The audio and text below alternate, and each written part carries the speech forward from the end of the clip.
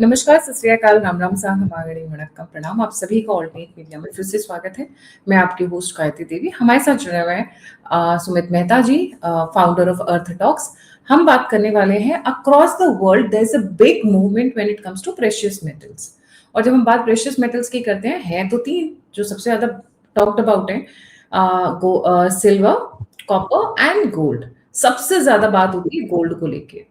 इसमें एक बहुत बड़ा ट्रेंड चेंज हुआ है। पहले gold used to go from east to west thanks to the britishers, the लुटेरास of the world, but now that trend is changing. Sumit ji, a very warm welcome on the show.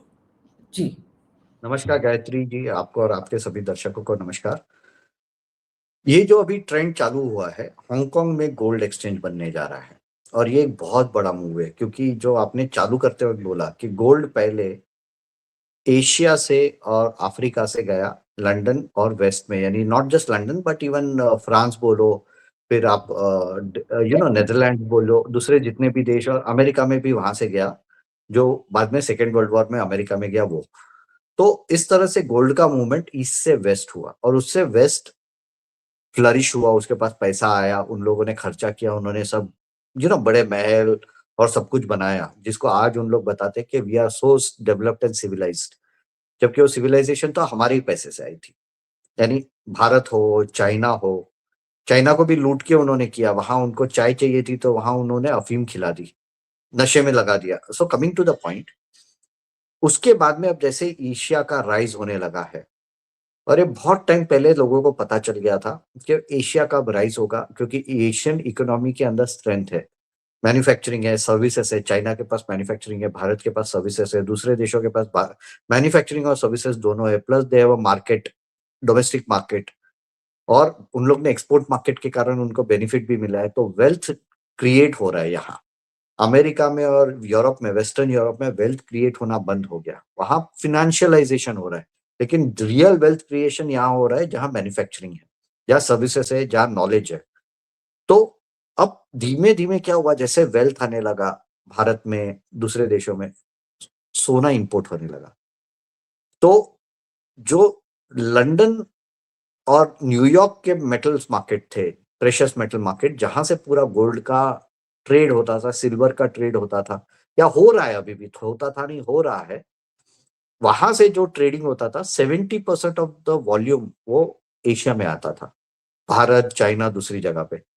अब उसको, और वहां के markets are totally manipulated, वहां उन्होंने manipulation करके भाव दबाने का काम कर रहे हैं। ओके, प्लस लोगों का कॉन्फिडेंस अमेरिका में हिल गया है, ब्रिटेन की तो इकोनॉमी अब बर्बादी हो गई है, जर्मनी की इकोनॉमी टूट गई है, इतनी अच्छी इकोनॉमी थी, टूट गई है। लोगों का धीरे धीरे वेस्ट के ऊपर से कॉन्फिडेंस कम हो रहा है, और फिनेंशियल मार्केट इंफ्रास्ट्रक्चर जिसे कहते हैं, जो भी स्टॉक एक्सचेंज हो, मेटल एक्सचेंज हो, डेरिवेटिव्स एक्सचेंज हो, वो सब फिनेंशियल मार्केट इंफ्रास्ट्रक्चर में आ जाता है। अगर कल सुबह कोई भी देश का प्रॉब्लम हो जाए अमेरिका के साथ, और उसने अपना सोना अमेरिका में रखा हो, या उसके लोगों ने सोना अमेरिका में रखा हो, तो क्या होगा? वो जब्त कर सकता है अमेरिका। ये किया है अमेरिका ने, रशियन ओलिगार्क्स का जो प्रॉपर्टीज था, फिनेंशियल असेट्स थे, वो सब जो यूरोप में थे, अमेरिका में थे, वो सब उन्होंने सीज कर दिए। तो लोगों को चाहिए कि फिजिकल गोल्ड खुद के पास आए, वहां रखना नहीं है, पॉइंट नंबर 1। दूसरा, वहां के मार्केट्स मैनिपुलेटेड है, वहां उन लोग आर्टिफिशियली भाव दबा के रखते हैं, सो दैट उन लोग एक्सट्रैक्ट सस्ते भाव पे करें। ओके, अब पहले वो वहां की जो, जैसे आपने वहां के जो ओलिगार्क्स थे वेस्ट के, जो बैंक्स ओन करते थे, ट्रस्ट ओन करते थे, उसके अंदर उन लोग हजारों किलो सोना उन लोग दबा के रखते हैं। आज स्विट्जरलैंड में देयर ह्यूज वॉल्ट्स, ओके, उसके अंदर लोगों के प्राइवेट वेल्थ, जैसे कि सोना है, डायमंड्स है, आर्ट है, पेंटिंग्स है, वो सब वहां उन लोग संभाल के रखते हैं, ट्रस्ट के अंदर, वॉल्ट्स के अंदर, स्विट्जरलैंड के बैंक्स में। स्विट्जरलैंड अब में स्विट्जरलैंड के अंदर, इज द प्लेस। तो स्विट्जरलैंड के अलावा सिंगापुर भी अब डेवलप हुआ है, सिंगापुर में भी पोर्ट के अंदर ही, यानी that becomes a international territory, तो वहां भी इस तरह का प्रोसीजर्स है, सेफ्टी है। लेकिन जस्ट एग्जांपल के सिंगापुर, इसके अलावा भी कुछ जगह है जहां इस तरह से सेव कर सकते हैं, तो सोना वहां रखा जाता है। ओके, तो द थिंग इज कि people are losing faith in international institutions, specially Asians. Asians को अब धीरे धीरे वेस्टर्न इंस्टीट्यूशंस पे भरोसा कम आ रहा है। और स्विट्जरलैंड एक जमाने में टैक्स हेवन था, जब से उसका अमेरिका के साथ एग्रीमेंट हुआ डेटा शेयर करने का, उसके बाद में स्विट्जरलैंड में वो बेनिफिट बचा नहीं है। तो लोगों को वो भी, यानी उनका पास ज्यादा पैसा हो जो उन लोगों को संभाल के रखना हो, तो स्विट्जरलैंड अब उतना अट्रैक्टिव नहीं रहा है जो एक जमाने में हुआ करता था। आज भी लोग स्विस बैंक की बात करते हैं, लेकिन Swiss banks are not so attractive जो एक जमाने में थे, वैसे अट्रैक्टिव नहीं रहे हैं। दूसरे काफी सारे जुरिस्डिक्शंस बन भी गए हैं जहां तो शैडो बैंकिंग और वो ये सब वहां होता है। इधर शिफ्ट हो रहा है, ईस्ट की तरफ तो दोबारा शिफ्ट हो तो वो अब क्या कर रहे हैं, अब चाइना को भी खुद का डोमिनेंस बताना है। तो चाइना ने शंघाई में पहले खुद का एक गोल्ड एक्सचेंज डाल दिया, शंघाई गोल्ड एक्सचेंज। और शंघाई गोल्ड एक्सचेंज के बाद उन्होंने अब दूसरा काम किया है, उन्होंने दूसरा गोल्ड एक्सचेंज डाला है हांगकांग में। हांगकांग का गोल्ड एक्सचेंज का सबसे ब्यूटीफुल बात है कि उसको दो चाइनीज बैंक, दो सिंगापुरियन बैंक्स, एक जेपी मॉर्गन और एक डॉइचे बैंक, ऐसे 6 बड़े फाइनेंशियल इंस्टीट्यूशंस ने बैक किया है, जिससे कि उसको एक लेजिटिमेसी मिलेगी कि यहाँ वॉल्यूम्स होंगे। JP Morgan is one, डॉइचे bank is one, ICBC is one, DCB is one. ये 4 बैंक्स का तो नाम मुझे ऑफेंड आ रहा है। तो these are the banks who are backing the Hong Kong stock gold exchange. तो इससे बेनिफिट ये होने वाला है कि धीरे धीरे जो गोल्ड का ट्रेड कॉमेक्स और एलएमई पे चल रहा था, लंदन गोल्ड एक्सचेंज पे, वो पूरा उसमें से मेजर चंक, मैं पूरा नहीं बोलूंगा लेकिन मेजर चंक हांगकांग में शिफ्ट होने वाला है। क्योंकि यहाँ ट्रेडिंग अलाउ करेंगे, यहाँ थोड़ा स्पेक्युलेटिव एलिमेंट भी अलाउ करेंगे जिसके फाइनेंशियल इंस्टीट्यूशंस आ सके। Plus there will be a huge amount of trading and delivery. तो जो लोगों को पता है कि भैया एक्चुअल डिलीवरी तो एशिया में हो रही है, जो लोग आज के तारीख में जा रहे हैं लंदन में और न्यूयॉर्क में कि वहां ट्रेड करेंगे और फिर माल कहाँ जाएगा, माल जाएगा एशिया में, उसके बदले माइट एज वेल एक काम करो, हम हांगकांग में जाएंगे, हांगकांग में डील करेंगे, हांगकांग के वेयरहाउस में माल रखेंगे अपना सोना, और वहां से एशिया में ही डिलीवर हो जाने दो। कॉस्ट कम हो जाएगा, ट्रांसपोर्टेशन कॉस्ट कम हो जाएगा, प्लस उसका जियो पॉलिटिकल इम्पैक्ट बहुत हेवी आ जाएगा। क्योंकि वंस गोल्ड शिफ्ट्स, जहां ग्रेविटी, गोल्ड को हम ऐसे समझ सकते हैं कि that is the gravity of और the centre point of geopolitical ecosystem. तो अगर गोल्ड हांगकांग में आता है तो उसके ऊपर प्रभाव किसका रहेगा, चाइना का रहेगा, अमेरिका का प्रभाव नहीं रहेगा। वहां के एक्सचेंज में जो रूल्स बनेंगे, वहां जिस तरह से स्पेक्युलेटिव एलिमेंट्स को या तो बढ़ावा दिया जाए या तो दबाया जाए, जैसे अभी चाइना में हो गया है शंघाई पे, आपको उन लोग ने फ्यूचर्स बंद ही कर दिए, यानी आप सट्टा कर ही नहीं सकोगे शंघाई में। आपको सट्टा करना होगा, कल सुबह जब ये एक्सचेंज अलाउ करेगा तो पूरा सट्टा कहाँ होगा, हांगकांग में होगा। उसको बढ़ावा कितना देना है, घटाना है, दबाना है, वो सब का राइट किसके पास होगा, चाइना के पास होगा। सो इनडायरेक्टली, और अगर 70% वॉल्यूम हांगकांग में गोल्ड एक्सचेंज के थ्रू मूव होगा, तो पूरे गोल्ड मार्केट पे किसका प्रभाव रहेगा, चाइना का रहेगा। चाइना ने ये देख लिया है लास्ट 2 साल में कि किस तरह से अमेरिका मैनिपुलेट करता है गोल्ड और सिल्वर। सिल्वर में तो उन्होंने पर्सनली एक्सपीरियंस किया है, उन्होंने वो ब्रेक भी किया जो पूरा मिथ था, उनको चाइना ने ब्रेक भी कर दिया कि American exchanges and British exchanges are fraud. वहां पेपर की वैल्यू है, पेपर ट्रांजैक्शंस हो रहे, फिजिकल ट्रांजैक्शंस नहीं हो रहे हैं। तो वो जब यहाँ उन लोग चालू करेंगे तो वहां की क्रेडिबिलिटी को क्वेश्चन आने वाला है, और उसका इम्पैक्ट भारत में भी हेवीली होगा। क्योंकि हम लोग बाद में सीनोस्फियर जो कहते हैं ना, चाइना का जो स्फीयर ऑफ इन्फ्लुएंस, उसके अंदर हम लोग आ जाएंगे, और उसके जियोपॉलिटिकल और जियो इकोनॉमिक इम्प्लीकेशंस काफी नए होंगे। इसके ऊपर पूरा एक अलग से डिस्कशन जरूरी है। लेकिन एक है कि अमेरिका अगर खुद के एक्सचेंजेस को आज के तारीख में रिफॉर्म नहीं करता है, खुद के फाइनेंशियल इंस्टीट्यूशंस को रिफॉर्म नहीं करता है, वहां के ट्रांसपेरेंसी बराबर नहीं करता, वहां जो चांदी में मैनिपुलेशन हो रहा है उसको रोकने का काम नहीं करता है, वहां जो, आई गिव यू एग्जांपल, आज चांदी जो वहां ओपन पोजीशन है, 500 मिलियन आउंसेस की ओपन पोजीशन है, ओके, उसके सामने उसके पास सिर्फ 360 मिलियन टन आउंस का उसके पास स्टॉक है। यानी आपने बेच दिया है 500 मिलियन आउंस और आपके पास सिर्फ 360 मिलियन आउंस अवेलेबल है। अगर कल सुबह सब लोग ने बोला मुझे डिलीवरी दो, तो आप जो 140 मिलियन आउंस है उसका आप क्या करोगे, कुछ नहीं कर सकते। उस दिन आपकी रेपुटेशन, पूरी अमेरिका की पूरी रेपुटेशन, कॉमिक्स की रेपुटेशन खत्म हो गई होगी। वो रेपुटेशन को कैसे संभालना है, उसके लिए कितना एडिशनल स्टॉक लाना पड़ेगा, वो जिम्मेदारी बनेगी अमेरिका की। और जो कि जब 140 मिलियन आउंस चांदी मार्केट में खरीदने के लिए जो निकलेगा, तो सोचिए चांदी में कितनी बड़ी तेजी आएगी।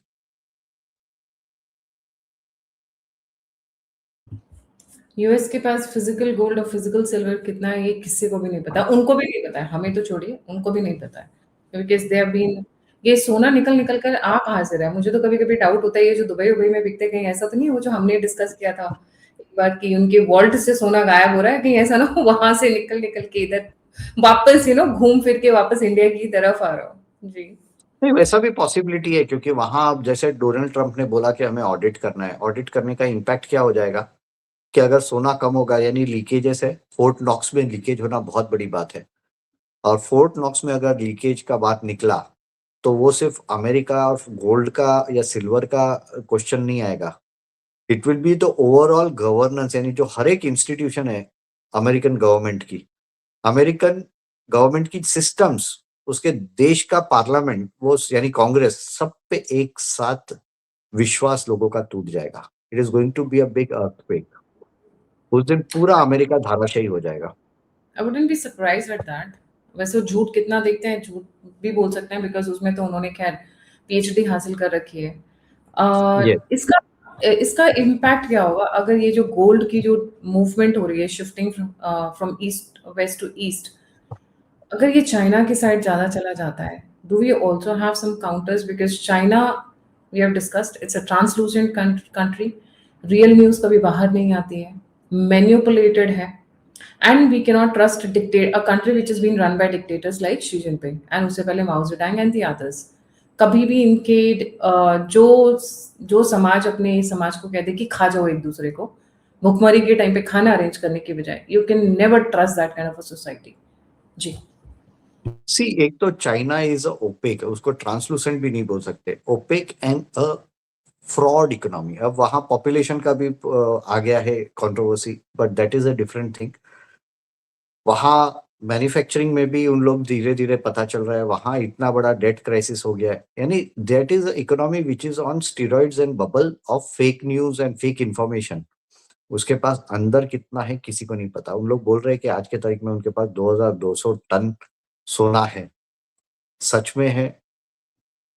ठीक है, हो सकता है, नहीं भी हो सकता, लोगों को विश्वास नहीं है। Like I don't know why but वो फीलिंग नहीं आती है। अगर यूएस बोल दे, यूके बोल दे, फ्रांस बोल दे, विश्वास होता है।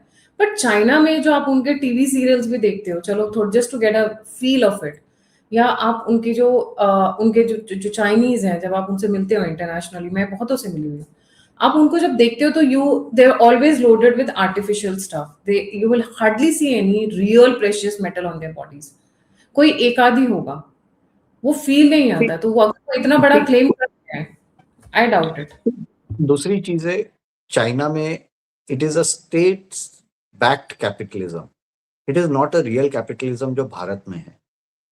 वहां जो कैपिटलिस्ट बनते हैं वो भी चाइनीज कम्युनिस्ट पार्टी के लोग हैं या उसके बच्चे हैं, वो ही आगे आ पाते हैं, या जो लोग उसके क्लोज में हैं।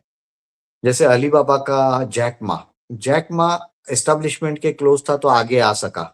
टेंसेंट है, दूसरे बहुत सारे कंपनियां तो जो प्रिंसलिंग्स बोलते हैं, ओके, जो पॉलिटिक्स में नहीं आए, जो कम्युनिस्ट पार्टी के माओ जेडोंग या दूसरे जो लोगों के साथ काम किया था, उन लोगों के बच्चे, उन लोग जो बिजनेस में गए हैं, उन लोग सबका ही बड़ा ये हो रहा है। बाकी तो, और एक मिडिल क्लास क्रिएट हुआ है वहां, लेकिन मिडिल क्लास कितना है वो हमें पता नहीं है। उनके नंबर्स पे हम विश्वास नहीं कर सकते।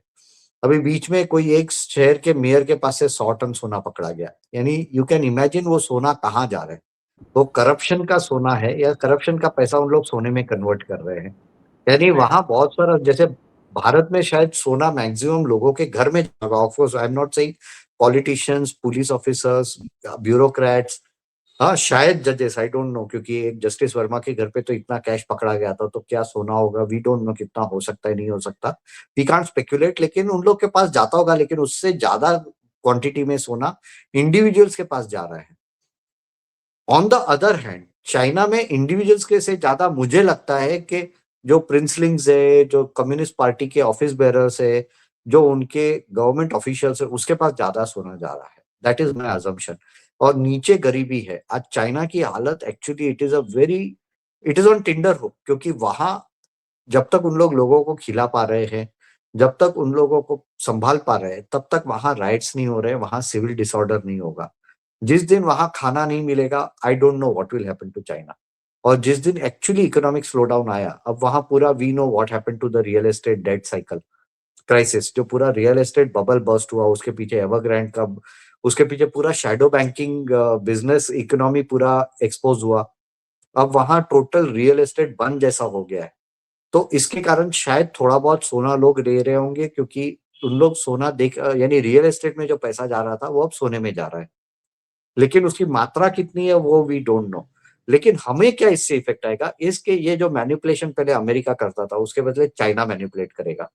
अब अमेरिका ने क्या है, 70 सालों से 75 सालों से आज 80 साल हो गए मैनिपुलेशन किए जा रहे हैं। ओके। उसके पहले ब्रिटिश ने किया। तो अमेरिका और ब्रिटिश यानी actually it is a Anglo American thing. जो एंग्लो सेक्सन्स ने किया था वो भी 200 साल से उन लोग मैनिपुलेशन कर रहे हैं। तो हमें पता है कि उन लोगों की क्या फितरत है। तो अंग्रेजी में एक कहावत है कि a known devil is better than a unknown angel. और हमें पता है कि चाइना तो एंजल भी नहीं है, he it is a unknown devil. तो अननोन डेविल के साथ हैंडल काम करने के बदले तो एक नोन डेविल के साथ काम करो। That is much more safer for us. और राइट। इसका इम्प्लीकेशन ये भी होगा कि चाइना के पास अपना कितना डेटा जाएगा। आज अमेरिका के पास पूरा डेटा है कि हमारे पास कितना सोना आ रहा है लेजिट मीन्स से। ओके।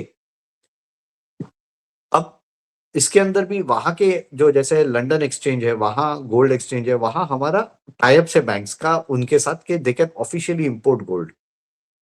ओके। वो वहां के रिफाइनर्स के साथ उनका टाइप्स है। अब रिफाइनर्स के वहां जो स्टैंडर्ड्स है दे आर वेरी स्ट्रॉन्ग। यानी उन लोगों को वो पूरा स्विस मार्का वाला सिस्टम होता है, यानी प्योरिटी और वो सब। अब चाइना में तो प्लास्टिक के चावल भी बेचते हैं, प्लास्टिक के अंडे भी बेचते हैं, एक्सपोर्ट कर रहे, क्या कर रहे क्या नहीं कर रहे हमें समझ में नहीं आ रहा है। सो द जी। Bigger question is we don't know कि वहां अगर 24 कैरेट का बार बताया है स्टैंडर्ड का, 22 किलो का बार है 24 कैरेट्स का, वो 24 24 है। कैरेट का ये या फिर सोना हमारे है। पास आया, you know that is a problem. हमें वो विश्वास नहीं, अमेरिका में कुछ भी गड़बड़ हो जाए, लेकिन हमें विश्वास है अमेरिका की ये system as of now this system is delivering. China में वो सिस्टम डिलीवर करेगा कि नहीं उसका कोई क्रेडिबिलिटी नहीं है। That is a big question, that is a big risk for India. इससे और है Sumit ji, just in the last point, China China का हमने देखा कोविड के टाइम पे इन्होंने क्या किया। हमने देखा है जी कि बहुत सारी कंट्रीज को डेप्थ देकर रखा हुआ है, पैसे बहुत सारे देकर रखे हुए हैं। कल को अगर वो लाके अपना गोल्ड वगैरह या इन लोगों के यहाँ डिपॉजिट करने की सोचते हैं या इस तरीके से युआन को अपना बनाने की कोशिश करते हैं, कहाँ पे किस लेवल पे जाके मसल फ्लेक्सिंग करेंगे हमें नहीं पता। यूएस में फिर भी थोड़ी शर्म बाकी है, डेमोक्रेसी है, ट्रांसपेरेंसी है, जो भी आप कहें। बट चाइना किस लेवल तक जाएगा गिवन देयर 100 ईयर माओ जेडंग का सपना 100 साल का, कि भैया चाइना को इतना बड़ा मतलब पूरी दुनिया को इकट्ठा करके अलेक्जेंडर द ग्रेट इन्होंने ही बन जाना है। तो वी डोंट नो कि किस लेवल तक हो जाएंगे और किस किस को खा जाएंगे। ये जब अपने रशिया को ही नहीं छोड़ते, जो कि इनका आज की डेट में भी सो कॉल्ड बेस्ट फ्रेंड है, तो इंडिया तो उनका वैसे ही नॉन एनिमी है। So there is no limit there. जी। एग्जैक्टली वही तो ट्रस्ट नहीं है। सी आज चाइना में लोगों को इसलिए ट्रस्ट नहीं है, चाइनीज इंस्टीट्यूशंस पे लोगों को विश्वास नहीं है for the same reason. They have same. Not worked on creating transparency, they have not worked on building confidence. So आज किसी को उस पर विश्वास नहीं है। तो वहां ये इंस्टीट्यूशन जा रहे हैं, उससे अमेरिका को नुकसान डेफिनेटली होगा, लेकिन ये सुप्रीमसिस्ट बन सकेंगे कि नहीं उस पर बहुत बड़ा क्वेश्चन है। कॉम्पिटिशन डेफिनेटली होगा, लेकिन सुप्रीमसी का I doubt. I don't think so. They can will be able to move away from US at least next 10, not 10, 20, 30 years at least to begin with. Thank you so much Sumit ji for joining. जाने से पहले सभी viewers से request है like subscribe और share करना ना भूलें। अगर आप मुझे कंट्रीब्यूट करना चाहते हैं तो दिए हुए नंबर पे आप मुझे सहायता कर सकते हैं। आप मुझसे जुड़ना चाहते हैं तो सभी लिंक्स डिस्क्रिप्शन बॉक्स में। इसी के साथ जय हिंद, जय श्री राम, हर हर महादेव।